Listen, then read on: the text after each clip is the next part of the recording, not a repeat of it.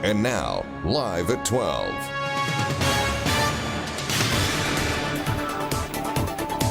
ආයිබෝවන් එක්වන් අදත් ඇත්ත දැනගන්න ලංකාවේ අංක එකේ සමබර තොරතුරු ප්‍රකාශය live at 12 සුපුරුදු පරිදිම අදත් ඔබ හමුවන මම සජිත් රණසිංහ මම ෆාතිමා නස්රින් අදත් මුල්ම අවධානය ප්‍රධාන පුවත් සිරස්තල වෙතයි මියන්මාරයට යලි හමුදා පාලනයක් අවුන් සාන් සුකී ඇතුළු නායකින් හමුදා අත්අඩංගුවට වරාය වෘත්තීය සමිති අගමැති සමග තීරණාත්මක සාකච්ඡාවක පාස්කු ඉරිදා ත්‍රස්ත ප්‍රහාරයට හේතු සෙවූ කොමිසමේ වාර්තාව ජනපතිට බාර දෙයි.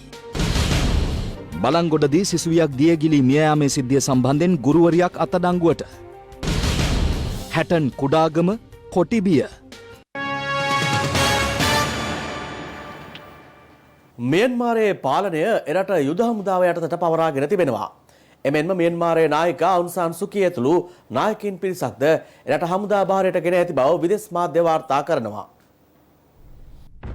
මියන්මාරයේ පාලනය හමුදාව යටතට ගෙන ඇති බව එරට මිලිටර් ටීවී නාලිකාව ඔස්සේ මියන්මාර යුද හමුදාව විසින් ප්‍රකාශයට පත් කර තිබෙනවා. මියන්මාරයේ ප්‍රජාතන්ත්‍රවාදය සඳහා වන ජාතික ලීගය පක්ෂයේ නායිකා අවුන් සාන් සුකී සහ එරට ජනාධිපති වින් මයින්ට් ඇතුළු රජයේ ඉහළ පෙළේ දේශපාලනඥයින් කිහිප දෙනෙකු එරට හමුදාව විසින් අත්අඩංගුවට ගෙන ඇති බව විදේශ මාධ්‍ය වාර්තා කරනවා. මෙලෙස මියන්මාරයේ යලි හමුදා පාලනයට නතු වීමට ප්‍රධානතම හේතුව ලෙස සඳහන් වන්නේ හමුදාවේ ඉල්ලීම් බැහැර කරමින් අද එරට පාර්ලිමේන්තුව රැස් කිරීමට සූදානමින් සිටීමයි. පසුගිය නොවැම්බරයේ පැවති මහමැතිවරණයෙන් අවුන් සාන් සුකී නායකත්වයේ දරන ජාතික ලීගය ජයග්‍රහණය කළ අතර මියන්මාර හමුදාව චෝදනා කළේ එම මැතිවරණය වංචා සහගත බවයි. 2011 වසර දක්වාම මියන්මාරයේ පැවතුනේ හමුදා පාලනයක්. 2020 නොවැම්බරයේදී අවුන් සාන් සුකී ප්‍රමුඛ ජාතික ලීගය ජයග්‍රහණය කරනු ලැබුවේ එරට හමුදා පාලනය අවසන් වීමෙන් පසු පැවති දෙවැනි ප්‍රජාතන්ත්‍රවාදී ඡන්ද විමසීම ලෙසින්.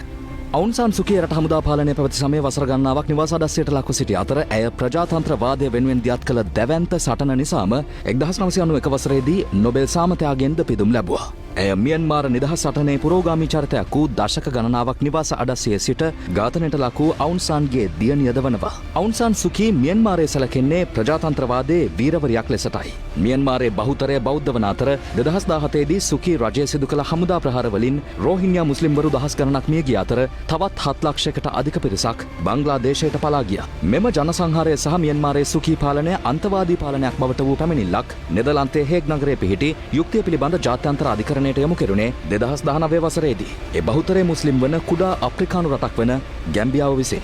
එහි මූලික තීන්දුව පසුගියදා නිකුත් කෙරුණු අතර එහිදී මියන්මාරයට නියෝග කළේ රෝහින්යා මුස්ලිම්වරුන්ගේ අනාරක්ෂිත බව වැළැක්වීමට පියවර ගන්නා ලෙසයි. මෙලෙස නැවතත් හමුදා පාලනයට නතු මියන්මාරය සහ අවුන් සාන් සුකීගේ හෙට දවස කෙබඳු වේදයි යන්න පිළිබඳව මෙවන විට ලෝක බලවතුන් සේම මුළු ලොවම අවධානයෙන් පසුවනවා. කොවිඩ් ප්‍රතිශක්තිකරණය සඳහා මෙරට තුළ ලබා දෙන එන්නතේ සාර්ථකත්වය 80ත් 90ත් අතර ප්‍රමාණයක පවතින බව රජයේ වෛද්‍ය නිලධාරීන්ගේ සංගමයේ සංස්කාරක වෛද්‍ය හරිත අලුත්ගේ මහතා පවසනවා. අද උදෑසන සාර්ණවාහිනී පත්තරේ වැඩසටහනට එක්වෙමින් ඒ මහතා මේ බව සඳහන් කළා. ජනාධිපති ගෝඨාභය රාජපක්ෂ මහතාගේ ඉල්ලීමක් මත ඉන්දියානු රජයේ ප්‍රධානයක් ලෙස ලැබුණු ඇස්ට්‍රාසෙනකා කොවිෂීල්ඩ් එන්නත මෙරට තුළ කොවිඩ් මර්ධනය වෙනුවෙන් ලබා දීම පසුගියදා ආරම්භ කළා. ඒ අනුව ඉදිරිපෙළ සෞඛ්‍ය කාර්ය මණ්ඩල සහ ආරක්ෂක සේවාවන් සඳහා පළමු අදියරේදී එන්නත් ලබා දීම සිදුවනවා. ගෙවුණු දින කිහිපයේ කොවිඩ් මර්ධන එන්නත් කරන කටයුතු පිළිබඳව අද ජාතික පුවත්පත්ද මෙලෙස වාර්තා කර තිබුණා. මේ අතර අද උදෑසන මේ පිළිබඳව ස්වර්ණවාහිනී පත්තරේ වැඩසටහන සමග එක්වෙමින් රජයේ වෛද්‍ය නිලධාරීන්ගේ සංගමයේ සංස්කාරක වෛද්‍ය හරිත අලුත්ගේ මහතා පැවසුවේ මෙරට තුළ කොවිඩ් මර්ධන එන්නත් කරන වැඩසටහන සාර්ථක තත්ත්වයක පවතින බවයි. මේ එන්නතේ සාර්ථකභාවය මේක එන්නත් කිරීමෙන් පස්සේ අපේ කොරෝනා මර්ධනය වීම සහ අපේ රටේ ජනතාවගේ ප්‍රතිශක්තිය වර්ධනය වීම ඒකත් එක්ක මේකට ඔරොත්තු දීම කියන දේ ගැනත් පොඩි පැහැදිලි කිරීමක් කළොත් හොඳයි. එන්නතේ ප්‍රශ්න තියෙනවා රංගන අනිවාර්යයෙන්. මොකද එන්නත පිළිබඳව අපි නොදන්න දේවල් තාමත් තියෙනවා. මේ එන්නත විද්‍යාවට පස්සේ අපිට අපේ ඇඟට ලැබෙන ප්‍රතිශක්තිය කොච්චර කාලයක් අපේ ඇඟ ඇතුලේ තියෙයිද? මට මේකෙන් ආරක්ෂාව ලැබුණොත් මං හරහා සමාජයට මේක ව්‍යාප්ත වෙන එක බලක්වන්න මේ එන්නත පුළුවන් වේද? AstraZeneca එන්නතේ ඉන්දියන් ප්‍රභේද සංනිවේදනය වෙච්ච කොවිෂීල්ඩ් එන්නත තමයි ඇවිල්ලා තියෙන්නේ. ඒ නිසා ගෙන්නපු එන්නත පිළිබඳ කිසි ගැටලුවක් නැහැ. මේ එන්නතේ ලැබෙන ආරක්ෂාව කොහොමද ලැබෙන්නේ? පළවෙනි මාත්‍රාව දීලා සති 4ක් යනකොට දෙවෙනි මාත්‍රාව ලබා දිය යුතුයි. එනවා සති 3ක් 4ක් විතර යන්න ඕන දෙවෙනි මාත්‍රාවෙන් පස්සේ නියම ආරක්ෂාව ලැබෙන්නේ. එතන අඩුම ගානේ කියන්නේ මාස 2ක පරතරයක්. අපි මාර්තු වල අන්තිම විඳන් ජනතාවට මේක විදින්න පටන් ගත්තත් සමස්තයක් විතර ජනතාව අතර 50%ක් 60ක් අතර මේක විදින්න යම්කිසි කාලයක් ගත වේ. සාමාන්‍යයෙන් මේ අපිට ලැබිලා තියෙන එන්නත ගත්තාම රංගන 80%ක විතර 80%ක් 90ක් සමහර අවස්ථාවලදී අපිට පරීක්ෂණ වලින් හෙළිදරව් වෙලා තියෙනවා ඵලදායීතාවය ඉහළයි කියලා. 100කට විද්දුත් එහෙම 80කට රෙඩි හැදෙන්නේ නැහැයි කියන එක සම්බන්ධයෙන් යම් සහතිකයක් එක තමයි විදින්නේ. අපිට ඉදිරි කාලය තුල මේ එන්නත ප්‍රශස්ත අගයකට ගේන්න පුළුවන් වුණොත් ලංකාව තුල රෝගයේ දරුණු තැනකට ගමන් කිරීම වළක්ව ගන්න පුළුවන්. ඒතකොට ඇත්තටම රංගන අපි ගත්තාම මේ කොවිඩ් කියන රෝගය අපිට මරණ සහ සංකූලතා කියන ටික බැහැර කරන්න පුළුවන් නම් මේක ඇතුලේ තියෙන සාමාන්‍ය හෙම්බිරිස්ස කැස්සක්නේ.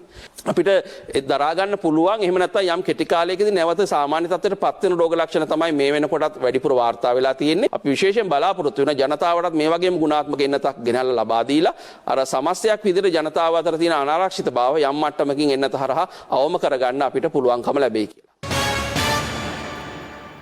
කොළඹ වරාය නැගෙනහිර පර්යන්තය සම්බන්ධයෙන් මතුවේ ඇති ගැටලුකාරී තත්ත්වය පිළිබඳ වරාය වෘත්තීය සමිති සහ අග්‍රාමාත්‍ය මහින්ද රාජපක්ෂ මහතා අතර විශේෂ සාකච්ඡාවක් මේ වන විට පැවැත්වෙනවා. එම සාකච්ඡාව පැවැත්වෙන්නේ අරලිය ගහ මන්දිරයේදී. වරාය වෘත්තීය සමිති නියෝජනය කරමින් සමාජිකයින් කිහිප දෙනෙකු සහ අග්‍රාමාත්‍ය මහින්ද රාජපක්ෂ මහතා අතර මෙම සාකච්ඡාව පැවැත්වෙනවා. අද උදෑසන සාකච්ඡාවට සහභාගී වීමට ප්‍රථම වෘත්තීය සමිති නියෝජිතයින් මෙලෙස අදහස් පළ කළා. ලෙහලා බලන්න තියෙන මල්ල ඔබලා බලන්න අවශ්‍ය නැහැ කියලා අපි හිතනවා. අපි හිතනවා ආණ්ඩුව පැත්තෙන් සුබවාදී උත්තරයක් ලැබෙයි කියලා.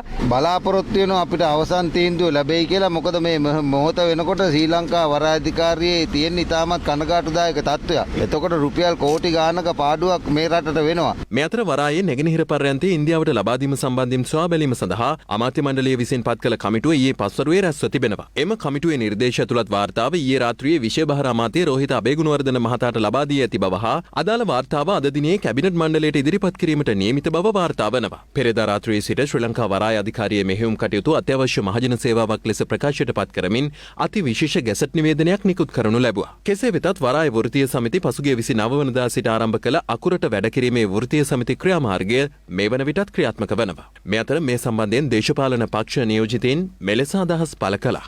ජනාධිපතිතුමාගේ වරද නෙමෙයි. මේ වටේ ඉන්න කේවට්ටයින්ගේ වරද.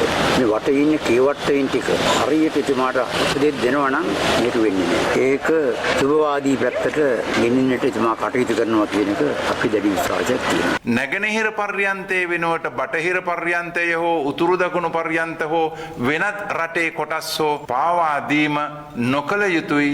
එයටත් ඉඩ නොතැබිය යුතුයි. ජාතික සම්පත් ආරක්ෂා කර ගැනීමේදී නැගෙනහිරද බටහිරද උතුරද දකුණද කියලා ප්‍රශ්නයක් නැහැ. අඩිය පස්සට අරන් තියනවා වගේ තමයි දැනෙන්න තියෙන්නේ. කොහොමද වෙන්න ඕනේ? ඉක්ුණක් නැතුව ඉන්න තමයි. ඒකෙන් ජනපතිතුමා බොහොම පැහැදිලිව කියලා තියෙනවානේ රටට මේ උද්ඝෝෂණ කියලා ලැබෙන්න කලින් මොනම හේතුවක් නිසාවත් නැගෙනහිර ජාතියවත් වෙන ජාතික දේපොළවත් කිසිවක් විකිණීම හෝ බදු දීම කරන්නේ නැහැ කියලා. හැමතුමා දැන් අර විමල් ඊරවංශ ගම්මන්පිල පාණ්ඩු ප්‍රබලය කිව්ව මේකට විරුද්ධයි කියලා. මේ විරුද්ධ නිසා ජනපතිතුමා කියපු එකට අපි විරුද්ධ වෙන්නේ නැහැ. ජනපතිතුමාගේ තියෙන විකුණන්නේ නැහැ බදු දෙන්නේ නැහැ. විමල් වීරවංශගේ නිල නිවසට ඇවිල්ලාලු. පක්ෂ 10ක් ආණ්ඩුවේ ඉන්න.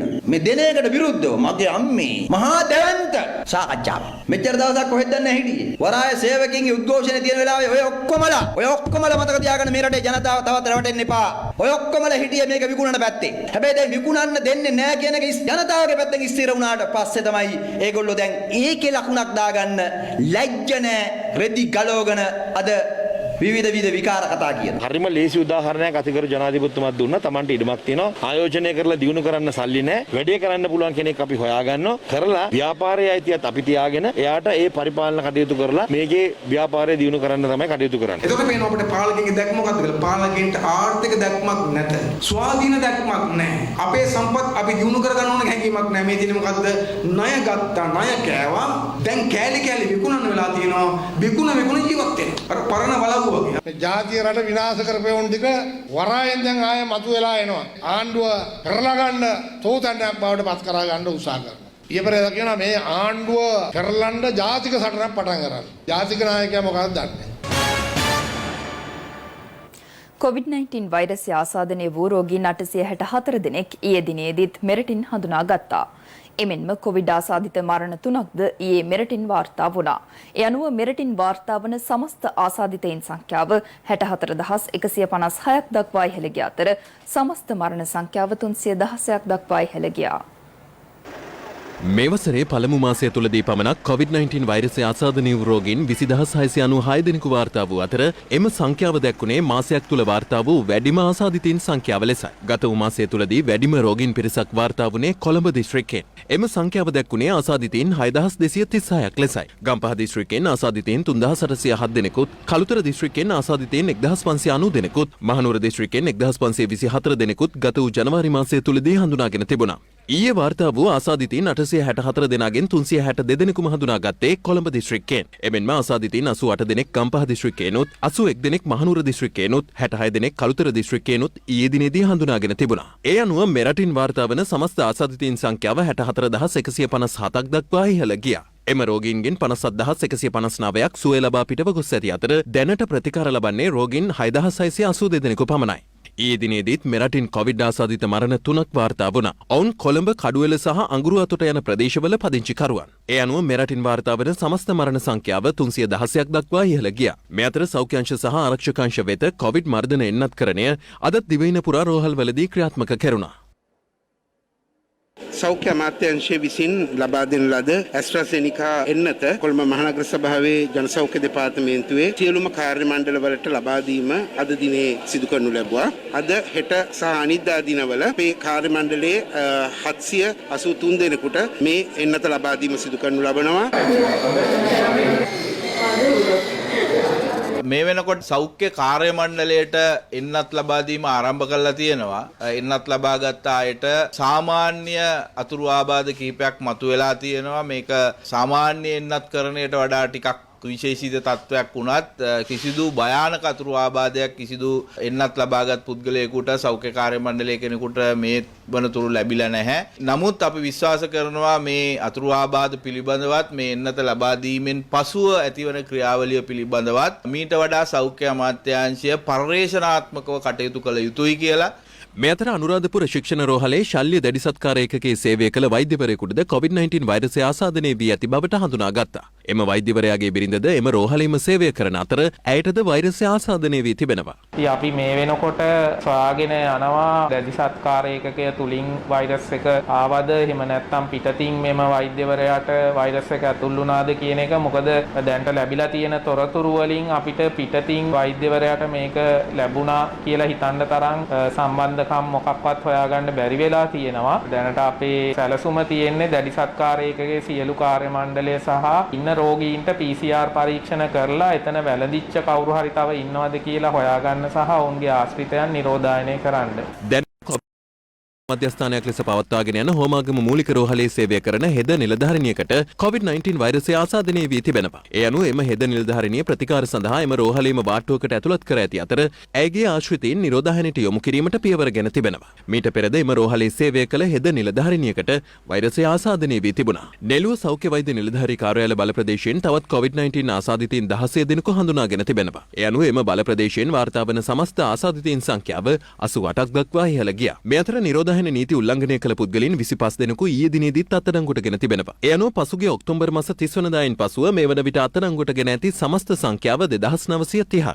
එමෙන්ම දැනට නිරෝධායනය සඳහා යොමු කර සිටින අය එම නිරෝධායන නීතිවලට අනුව කටයුතු කරන්නේද යන්න පිළිබඳව සොයා බැලීමට අද සිට පොලිසිය විශේෂ මෙහෙයුමක් ආරම්භ කර තිබෙනවා. පවුල් 40000කට ආසන්න සමාජිකයින් 1,20,000ක් පමණ නිරෝධායන කටයුතු වලට යොමු කර තිබෙනවා සෞඛ්‍ය බලධාරීන් විසින්. ඔවුන් තම පරිශ්‍රය තුලම රැඳී සිටිය යුතුයි. එසේ රැඳී නොසිට පිටව යනවා නම් ඒ වගේම පිටස්තර පුද්ගලයන් එම පරිශ්‍රයෙන් වලට පැමිණෙනවා නම් එය නිරෝධායන රීතීන් යටතේ දඬුවම් ලැබිය හැකි වරදක් වෙනවා. එවැනි අය සම්බන්ධයෙන් විමසා බැලීමට විශේෂ මෙහෙයුමක් අද දිනේදී ක්‍රියාත්මක කරනවා. මේ සඳහා සිවිල් ඇඳුමේ සැරසුණු පොලිස් නිලධාරීන් යෙදවීමට බලාපොරොත්තු වෙනවා. මෙරට නීති පද්ධතියට කඩිනමින් ප්‍රතිසංස්කරණ අවශ්‍යව තිබෙන බව අධිකරණ අමාත්‍ය අලි සබ්රි මහතා පවසනවා. කොළඹදී ඊයේ පැවති උත්සව සභාවක් අමතමින් අමාත්‍යවරයා ප්‍රකාශ කළේ ඒ සඳහා දැනටමත් ක්‍රියාත්මක වීම ආරම්භ කර ඇති බවයි. ඊයේ පෙරේදා ලංකාවට ආපු සුවිශිෂ්ට ගණයේ ලෝක පූජිත ආයෝජකයෝ කීප දෙනෙක් ඔවුන්ගේ තියෙන විවිධ ප්‍රශ්න ඇවිල්ලා කතා කරනවා. අවසාන වශයෙන් මා වෙත යවුවා ඔවුන් කීප දෙනා. මම ඔවුන් එක්ක කතා කරනකොට ඔවුන් මට පෙන්නනවා ඔබලාගේ doing business index එක 111යි. ඔබලාගේ contract enforcement time එකේ දර්ශකයේ ඔබ ඉන්නේ 189 176 වෙනි ස්ථානයේ. කොහොමද අපේ investment safe වෙන්නේ? අපිට ප්‍රශ්නයක් තිබුණොත් කොහොමද අපි ගැටලුව විසඳගන්නේ කියලා අවාසනාවකට වගේ කියන්නට තියෙන්නේ ඒ අය දෙපාරක් හිතනවා ඔවුන්ගේ ආයෝජන මේ රටට ගේන්න ඕනද කියලා. ඒක සුවිශාල ප්‍රශ්නයක්. ඉතින් මේ ප්‍රශ්න සටන් පාට වලින් විතරක් ටැග්ලයින් වලින් විතරක් විසඳන්න බෑ. මේ ප්‍රශ්නය හඳුනගෙන මේවට විසඳුම් දෙන්නට නීතියේ විය යුතු වෙනස්කම් වහවහ වෙනස් කරන්නට ඕන. ප්‍රධාන වශයෙන් අධිකරණ පද්ධතියේ ධාරිතාව වැඩි කරන්නට. අධිකරණ ප්‍රමාණය වැඩි කරන්නට ඕන. නීතියේ විය යුතු වෙනස්කම් වහවහ වෙනස් කරන්නට ඕන. අපේ ශක්ති ප්‍රමාණයෙන් අපි මේ දේ පහුගිය කාලය තුල ඉක්මනින් කරගෙන යනවා. උදාහරණයක් හැටියට අපි වෙනම ක්‍රිමිනල් ලෝ රිෆෝම් කමිටු එකක් දාලා තියෙනවා. එහා සමානව සිවිල් රිෆෝම්ස් වලට තරුණ කට්ටියක් එකතු වෙලා සංශෝධන කරගෙන යනවා. මුස්ලිම් නීතිය සංශෝධනය කිරීම සඳහා මම වෙනම කමිටුවක් දාලා තියෙනවා. ඒකට අපිට අමතක වෙලා නැහැ. මේවා අපි ක්‍රමානුකූලව මේ දේවල් කරගෙන යන්නේ. තා ඉක්මනින් මේ දේවල් වෙනස් කරගන්න. පාස්කු විරුදින ත්‍රස්ත ප්‍රහාරයට බලපෑ හේතු පිළිබඳව සොයා බලා වාර්තා කිරීමට පත් කළ ජනපති කොමිසමේ වාර්තාව අද පෙරවරුවේ ජනාධිපතිතුමන් වෙත බාර දෙනු ලැබුවා. අද පෙරවරු 11ට පමණ එම වාර්තාව බාරගත් බවයි ජනාධිපති මාධ්‍යංශය සඳහන් කළේ. මෙරට කතෝලික දේවස්ථාන 3ක් සහ සංචාරක හෝටල් 4ක් ඇතුළු ස්ථාන 8කට මරාගෙන මැරෙන බෝම්බ ප්‍රහාරයක් එල්ල වුණේ 2019 වසරේ අප්‍රේල් 21 වෙනිදායි. එම සිද්ධියෙන් පුද්ගලයන් 260 දෙනෙකු මිය ගොස් 500කට වැඩි පිරිසක් තුවාල ලැබුවා.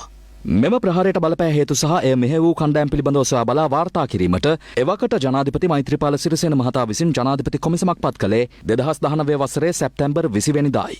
කොමිසමේ සභාපතිවරයා ලෙස ශ්‍රේෂ්ඨාධිකරණ විනිසුරු ජනග්ද සිල්වා මහතා කටයුතු කළ අතර සෙසු සමාජිකයන් ලෙස අභියාචනාධිකරණ විනිසුරු නිශ්ශංක බන්දුල කරුණාරත්න, විශ්‍රාමික අභියාචනාධිකරණ විනිසුරු සුනිල් රාජපක්ෂ, විශ්‍රාමික මහාධිකරණ විනිසුරු බන්දුල කුමාර අතපත්තු සහ විශ්‍රාමික අමාත්‍යාංශ ලේකම්වරියක් වන මංගලිකා අධිකාරී යන මහත්ම මහත්මීන් කටයුතු කළා. වර්තමාන ජනාධිපතිවරයා බලයට පත්වීමෙන් අනතුරුවද කොමිසම දිගටම ක්‍රියාත්මක වූ අතර ඊට සාක්ෂිකරුවන් ලෙස හිටපු ජනාධිපති මෛත්‍රීපාල සිරිසේන, හිටපු අග්‍රාමාත්‍ය රනිල් වික්‍රමසිංහ ඇතුළු සාක්ෂිකරුවන් 457 දෙනෙකු සාක්ෂිකරුවන් ලෙස කැඳවා තිබුණා.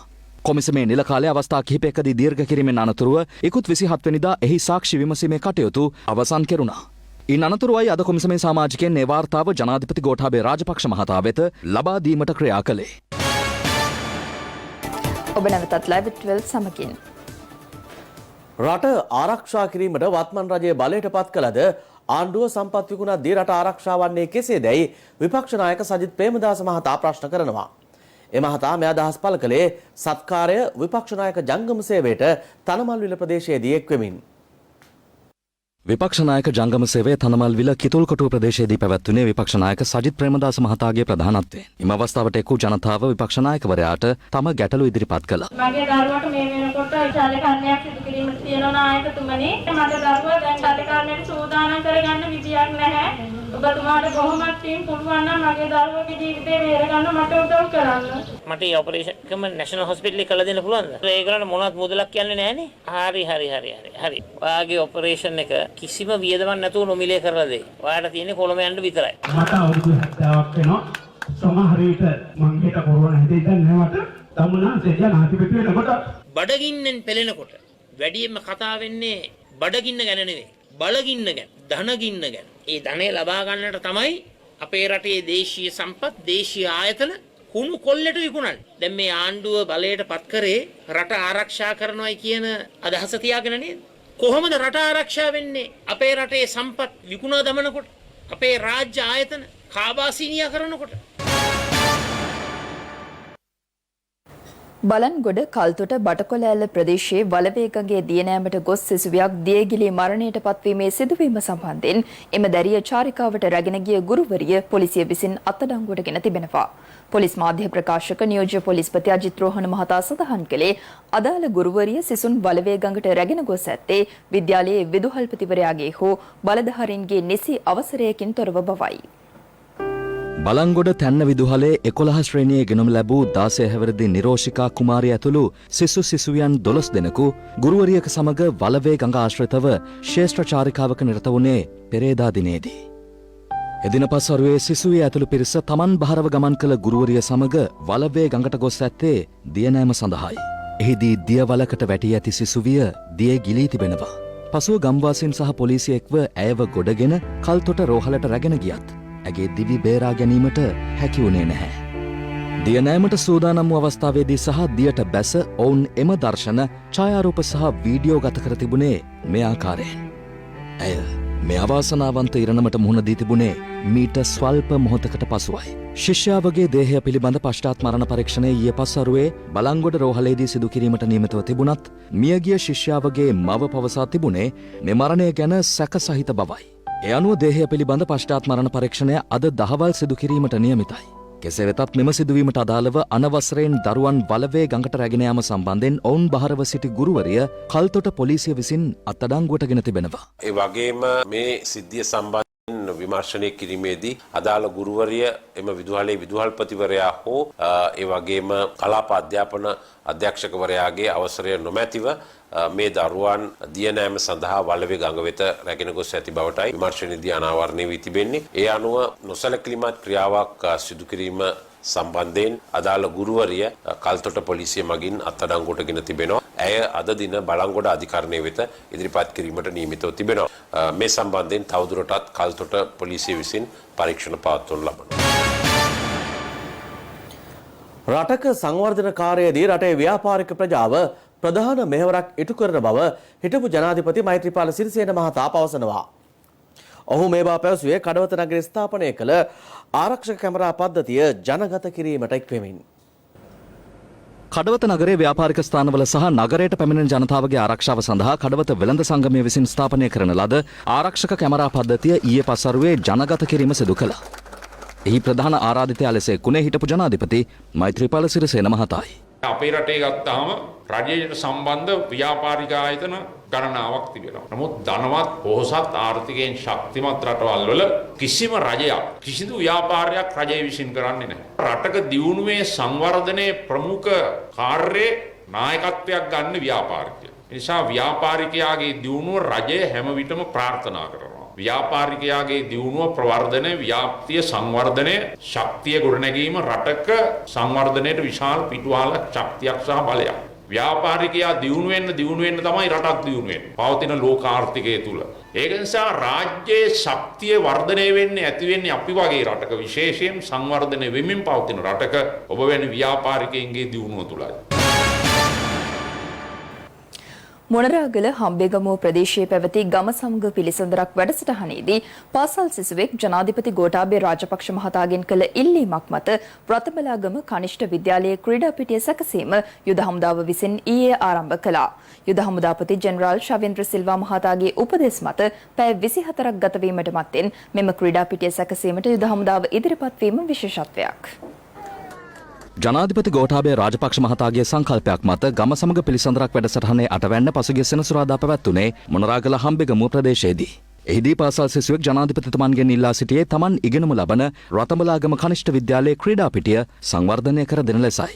කරු ජනාධිපතිතුමනි අපේ පාසලේ ක්‍රීඩා පිටිය තමයි අපිට දැනට තියෙන ගැටලුව. හරි හෙට වෙනකොට හමුදාවෙන් එනවා ඒ ක්‍රීඩා පිටිය හදන්න. ජනාධිපතිතුමන් එම අවස්ථාවේදීම මේ පිළිබඳව යුද හමුදාපති ජෙනරාල් ශවේන්ද්‍ර සිල්වා මහතා දැනුවත් කරනු ලැබුවා. එහි ප්‍රතිඵලයක් ලෙස යුද හමුදාපතිතුමන්ගේ උපදෙස් මත යුද හමුදාව විසින් අදාළ ක්‍රීඩා පිටියේ ප්‍රතිසංස්කරණ කටයුතු පැය 24ක් ගතවීමටත් මත්තෙන් ඊයේ ආරම්භ කළා. කරන්නේ ශ්‍රී ලංකා යුද හමුදාවේ 15 වන කාරක ඉංජිනේරු රෙජිමෙන්තුව විසින්.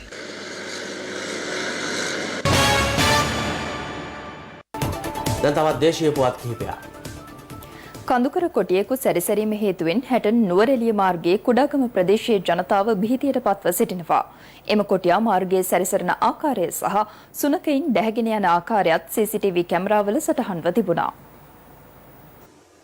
හැටන් නුවරඑළිය ප්‍රධාන මාර්ගයේ කුඩාගම ගම්මානයේ ජනතාව පවසන්නේ ප්‍රදේශයේ සැරිසරන කඳුකර කොටියෙකු හේතුවෙන් Taman දැඩි ලෙස බිහිතියට පත්ව ඇති බවයි. හැටන් කුඩාගම අවට තේවතුවල සහ රක්ෂිතය සැරිසරන මෙම කොටියන් රාත්‍රී කාලයේ ගම්වැද Taman සුරතලයට ඇති කරන සුනකයින් දැහැගෙන යන බවයි ප්‍රදේශවාසීන් පෙන්වා දෙන්නේ. එසේ සැරිසරන කොටියෙකු සුනකින් පසුපස පන්නා ගොස් අල්ලා ගන්නා ආකාරය CCTV කැමරාවක සටහන්ව තිබුණා.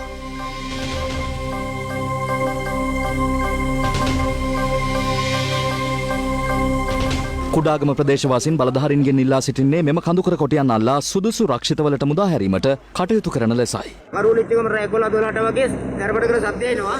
ඉතින් අපි අරින්නේ නැහැ. ඉතින් ලයිට් එක එළිය දාලා තියෙනවා. දාලා තමයි පොඩි ළමයි ඉන්නේ බයට අපි අරින්නේ නැහැ. බල්ලගේ සද්ද චුක් ගාලා හිට පොඩ්ඩ ඇහුනේ එච්චර ඊට පස්සේ බල්ලා නැහැ. මෙරට දේශීය වෛද්‍ය අමාත්‍යාංශය නිර්දේශ කළ හෙළ ඔසු භාවිත කළ නිසා මෙරට බොහෝ පිරිසක් අදටත් COVID-19 වෛරසයෙන් ආරක්ෂා වී ඇති බව දේශීය වෙදකම් ප්‍රවර්ධන රාජ්‍ය අමාත්‍ය සිසිර ජයකොඩි මහතා පවසනවා. සෞඛ්‍ය අමාත්‍ය පවිත්‍රා වන්නියාරච්චි මහත්මියට සෙත්පතා සිදු කළ ආගමික වැඩසටහනකට එක්වමින් ඔහු මේ බව සඳහන් කළා.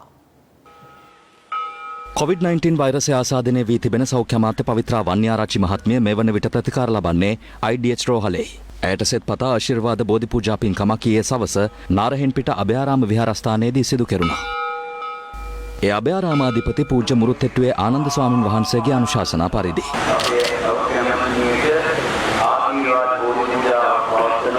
මේ අවස්ථාවට බන්දුල ගුණවර්ධන සහ සිසිර ජයකොඩි යන මැති ඇමතිවරුන් මෙන්ම සෞඛ්‍ය අමාත්‍යාංශයේ ඉහළ පෙළේ නිලධාරීන්ද එක්ව සිටියා.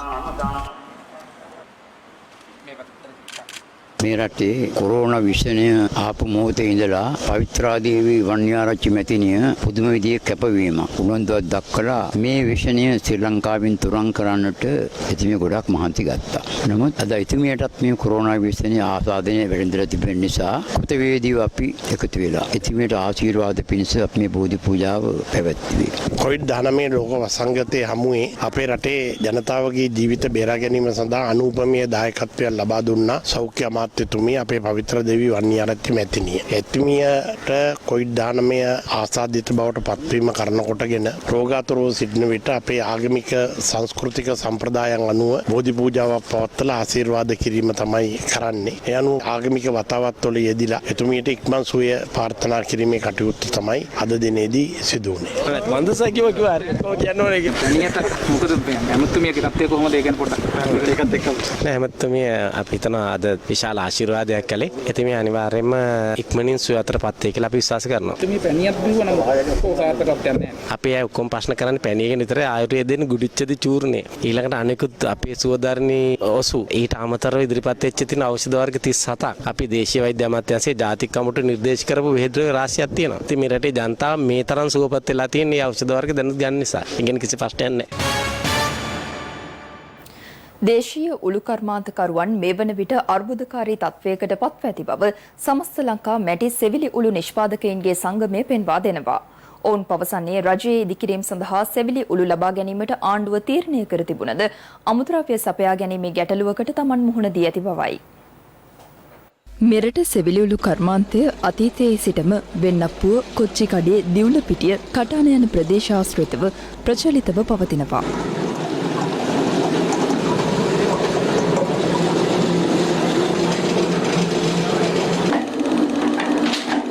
එම ප්‍රදේශවල බොහෝ පිරිසක් සෙවිලි කර්මාන්තයෙන් සිය ජීවිකාව සරිකරගත්තද මෙවන විට කර්මාන්තකරුවන් ගැටලු රැසකට මුහුණ දී සිටිනවා. අතිගරු ජනාධිපති ගෝඨාභය රාජපක්ෂ මැතිතුමාව අපි ගිහිල්ලා හම්බ වුණා. රජයේ නිවාස සහ ගොඩනැගිලි වලට දේශීය මැටි සෙවිලි උළු පමණක් සෙවිලි කරන මතයකට රජය ඇවිල්ලා තියෙනවා. අපි රජයෙන් ඉල්ලනවා අපිට අවශ්‍ය කරන ප්‍රධානම අමුද්‍රව්‍ය වන මැටි අපිට පුනරුත්ථාපනය කරන වැව් වලින් ලබා දෙන්න. අපිට තියෙන අනිකුත් ගැටලුත් මේ වගේ නිරවුල් කරලා දුන්නොත් අපිට තව තවත් අපි ස්වදේශික ආයෝජකයෙක් විදිහට මේ කර්මාන්තය වෙනින් ආයෝජනය කරලා මේ රටේ සංවර්ධනයට තව තවත් අපි දායක වෙලා අපේ රටේ ආර්ථිකය ශක්තිමත් කරන්න ලොකු පිටුවහලක් වෙනවා. පහසේනිය ශිෂ්‍යත්ව විභාගයෙන් රජයේ පාසල් වලට සිසුන් ඇතුළත් කරගන්නා කඩයිම් ලකුණු මෙවර ඉතා ඉහළ මට්ටමක පවතින බව කියමින් මාපියන් පිරිසක් අද කොළඹදී විරෝධතාවක නිරත වුණා. කොටෝදුම්රිය ස්ථානයේ ඉදිරිපිට විරෝධතාවයට එක් වූ මාපියන් ඉල්ලා සිටින්නේ ජනප්‍රිය පාසල්වල කඩයිම් ලකුණු මට්ටම වහා පහළ යන ලෙසයි. ශිෂ්‍යත්ව විභාගයෙන් 6 ශ්‍රේණියට සිසුන් ඇතුළත් කර ගැනීමේ කඩයිම් ලකුණු වලට අනුව කොළඹ ඇතැම් පාසල්වලට ඇතුළත් කර ගැනීමේ ලකුණු මට්ටම 190 ඉක්මවා තිබෙනවා. කොළඹ විශාඛා විද්‍යාලයට ඇතුළත් වීමට ලකුණු 194ක් අවශ්‍ය වන අතර රාජකීය විද්‍යාලයේ කඩයිම් ලකුණු සංඛ්‍යාව 193ක්. අනෙක් පාසල්වල කඩයිම් ලකුණු මට්ටමද ඉහළ මට්ටමකයි පවතින්නේ. මෙසේ කඩයිම් ලකුණු ඉහළ දැමීම නිසා ශිෂ්‍යත්ව විභාගයේ ඉහළින් සමත් වුවද තම දරුවන්ට ජනප්‍රිය පාසල් අහිමි වන බව පවසමින් මාපියන් පිරිසක් අද කොටුව දුම්රියපළ ඉදිරිපිටදී මෙලෙස විරෝධතාවක නිරත වුණා. අනතුරුව ඔවුන් පෙළපාලියකින් ජනාධිපති ලේකම් කාර්යාලය වෙත ගමන් කළේ ජනාධිපතිවරයාට සංදේශයක් බහර දීමටයි.